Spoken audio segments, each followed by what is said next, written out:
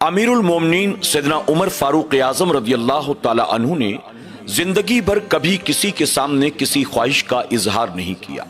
एक दिन आपने अपने करीबी और चहीते गुलाम यरका को बुलाया और बुलाकर फरमाया, यरका, आज सुबह से मेरा मछली खाने को जी चाहता है, लेकिन मैं जानता हूं कि मछली इतनी आसानी से कहां मिलने वाली है।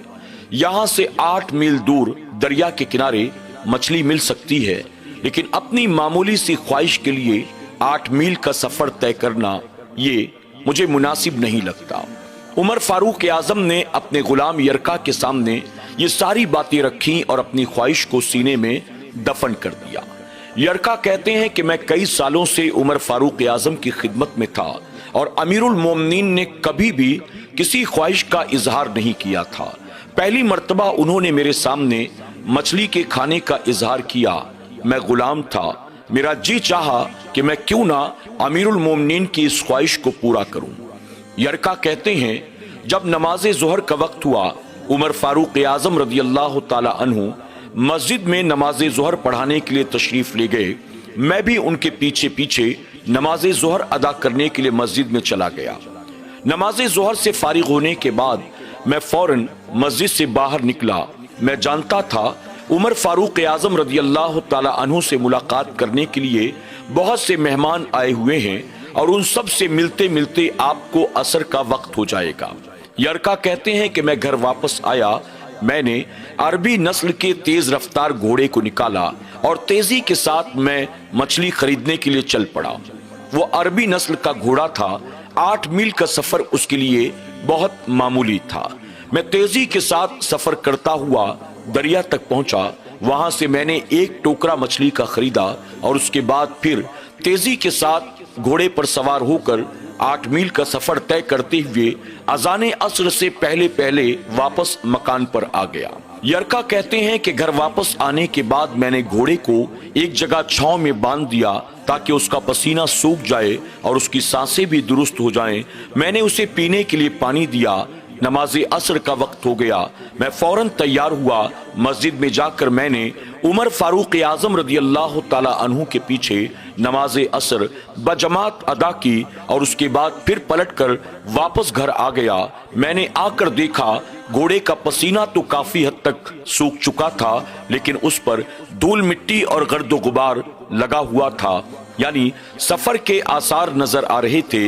यरका कहते हैं कि मैंने फौरन घोड़े को नहलाना शुरू किया, यहां तक कि मैंने उसके पूरे जिस्म पर पानी डालकर धूल मिट्टी गर्दो गुबार को साफ कर दिया और फिर मैंने उसे दोबारा ले जाकर छांव में बांध दिया। कुछ देर के बाद उमर फारूक आजम रदी अल्लाह ताला अन्हु घर तशरीफ लाए। मैंने कहा, अमीरुल मोमिनीन, अल्लाह रब्बुल इज्जत का बेपनाह करम और एहसान, अल्लाह ने फजल फरमाया, आपकी ख्वाहिश को पूरा करने के लिए मछली का इंतजाम हो गया है। यरका कहते हैं कि जैसे ही मैंने ये कहा, उमर फारूक आजम फौरन सवाल करते हैं, यरका, मछली का इंतजाम भला कैसे हुआ? यरका ने कहा, अमीरुल मोमिनीन, आपने कभी किसी ख्वाहिश का इजहार नहीं किया। पहली मर्तबा आपने ये कहा कि आपका मछली खाने को जी चाहता है, आपकी इस ख्वाहिश को मैं पूरा न करूं, मेरी गैरत ने गवारा न किया और अल्लाह ने फजलो करम फरमाया, मछली का इंतजाम हो गया। यरका कहते हैं, उमर फारूक आजम ने जब ये सुना, आप फौरन घोड़े के पास गए।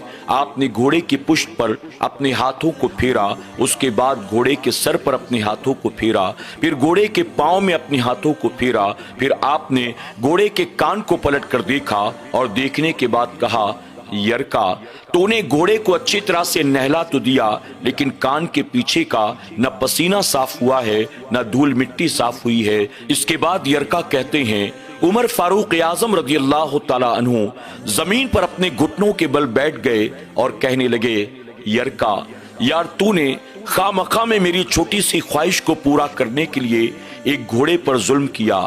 सिर्फ मेरी मछलियों के लिए तूने घोड़े को 8 मील दौड़ाया है और फिर 8 मील वापस लेकर आया है। अगर कल क़यामत के दिन ये बेज़बान जानवर अल्लाह की बारगाह में मेरे खिलाफ मुकदमा दायर कर देगा कि मौला, عمر نے اپنی خواہش کے لیے مجھے 16 میل تک دوڑایا ہے تو میں قیامت کے دن اللہ کی بارگاہ میں بھلا کیا جواب دوں گا؟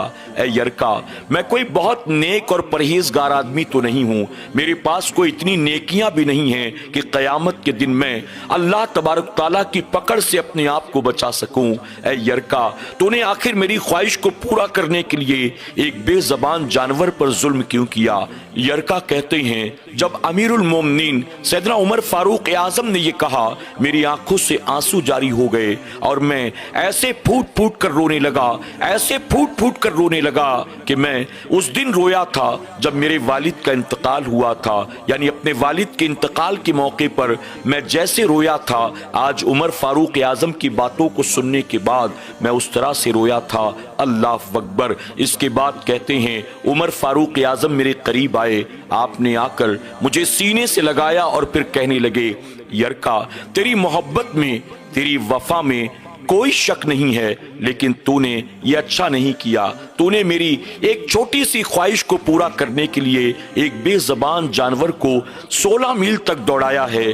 یرکا، اب اس مچھلی کو کھانے کا میرا جی نہیں چاہتا، ایک کام کر، لے جا کر مدینے کے غریب غربا میں اس مچھلی کو تقسیم کر دے، اور جسے بھی دینا اس سے یہ کہنا اللہ تبارک و تعالیٰ کی بارگاہ میں دعا کرے اللہ تجھے معاف کر دے اور اللہ قیامت میں میری پکڑ نہ کرے۔ اللہ اکبر۔ یرکا کہتے ہیں کہ عمر فاروق اعظم کے اس تقوی کو دیکھ کر، خوف خدا کو دیکھ کر، فکر آخرت کو دیکھ کر مجھے کچھ سجھائی نہیں دے رہا تھا میں امیر المومنین کو کیا جواب دوں۔ وہ کہتے جا رہے تھے اور میں زارو قطار روتا چلا جا رہا تھا۔ اللہ اکبر۔ ناظرین اکرام، آپ ذرا دیکھیں صحابہ اکرام کی شان، اللہ اکبر، جن کو اللہ کے پیارے محبوب صلی اللہ علیہ وسلم نے زمین پر جنت کا مژدہ عطا کر دیا ہے، جن کے جنتی ہونے میں ایک جہنمی ہی شک کر سکتا ہے، وہ عمر فاروق اعظم رضی اللہ تعالیٰ عنہ، جن کے فضائل سے حدیث مبارکہ بھری پڑی ہوئی ہے۔ وہ عمر فاروق اعظم کس طرح سے اپنی خواہش کو اپنے سینے میں دفن کرتے ہیں، صرف ایک بے زبان جانور کا لحاظ رکھتے ہوئے۔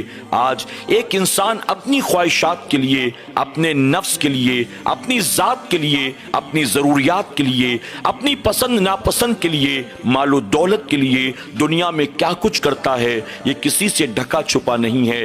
آج انسان اپنی خواہشات کو پورا کرنے کے لیے یہ فکر تک نہیں کرتا یہ خواہش جائز ہے کہ ناجائز ہے، حرام ہے کہ حلال ہے، کل کہیں یہ قیامت کے دن میری پکڑ کا سبب تو نہیں بن جائے گی۔ ایک انسان اپنی خواہشات کو پائے تکمیل تک پہنچانے کے لیے کس حد تک گرتا نظر آ رہا ہے، یہ ہم اور آپ اچھی طرح سے جانتے ہیں۔ تخت و تاج کے لیے، اقتدار کے لیے آج لوگوں کا خون تک بہانے سے پیچھے نہیں ہٹتے، لوگ مال و دولت کے لیے دھوکہ دھڑی کرنے سے، فراڈ کے دھندے کرنے سے، چوری اور ڈکیتی سے بھی پیچھے نہیں ہٹتے۔